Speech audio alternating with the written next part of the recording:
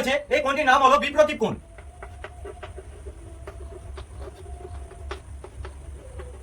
বিপ্রতীপ কোণ কেন বিপ্রতীপ কোণ? কারণ দুটি সরলরেখা যদি একে অপরকে ছেদ করে এবং যে কোণের মান যদি উভয় দিকেই সমান হয় তাকে বলা হয় বিপ্রতীপ কোণ। কোনটার কথা বলা হচ্ছে? এই দুটির কথা। এটি যদি 60 ডিগ্রি হয় অবশ্যই এটি 60 ডিগ্রি হবে, ঠিক আছে? এটি যদি 60 হয় এটিও 60 ডিগ্রি হবে। এরপরে দেখুন 10 নম্বরে যে কোণটি রয়েছে এই কোণটির নাম হলো পূরক কোণ। কেন এটি পূরক কোণ? দুটি কোণ মিলে যদি 90 ডিগ্রি হয় তবে এটি পূরক কোণ। 90 ডিগ্রি কোণটা এটি যদি 60 ডিগ্রি হয় তাহলে এটি অবশ্যই 30 ডিগ্রি হবে, ঠিক আছে? এরপর দেখুন 11 নম্বরে যে কোণটি রয়েছে তার নাম হলো সমপূরক কোণ।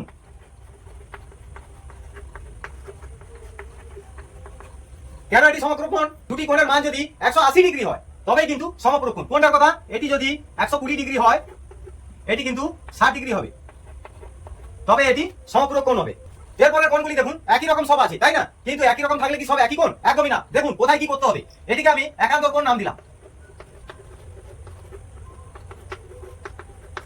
কেন এটি একান্তর কোণ নাম দিলাম? দুটি সমান্তরাল রেখাকে ছেদ করলে পাশাপাশি যে কোণ সৃষ্টি করে এবং সেই কোণের মান যদি সমান হয় তাকে বলে একান্তর কোণ। কোন পাশাপাশির কথা বলা হয়েছে? দেখুন এই কোণটির কথা বলা হয়েছে এবং এই কোণটির কথা বলা হয়েছে। আমি যদি ধরি এটা 70 ডিগ্রি, এটি যদি 70 ডিগ্রি হয় এটি হবে কিন্তু 70 ডিগ্রি, ঠিক আছে? একান্তর কোণ হয়ে গেল। এবার আমি এখানে অনুভব কোণ নাম দেব।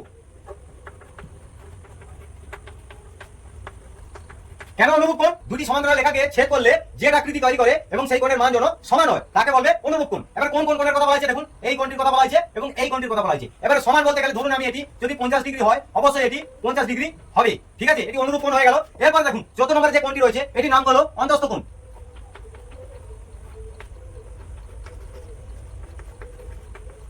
কেন অন্তস্থ কোণ? কারণ দুটি সমান্তরাল রেখাকে ছেদ করলে পাশাপাশি কোণ মিলে যদি 180 ডিগ্রি হয় তবে কিন্তু এটি অন্তস্থ কোণ। কোন পাশাপাশির কথা বলা হয়েছে? দেখুন এই পাশাপাশি, এইটার এইটা। ধরুন এটির কোণের মান যদি 110 ডিগ্রি হয় এটি কিন্তু 70 ডিগ্রি হবে, অবশ্যই 70 ডিগ্রি হবে, অর্থাৎ 180 ডিগ্রি অবশ্যই চাই, ঠিক আছে? এরপরে যে কোণটি রয়েছে অর্থাৎ লাস্ট কোণ এটি হলো বহিস্থ কোণ।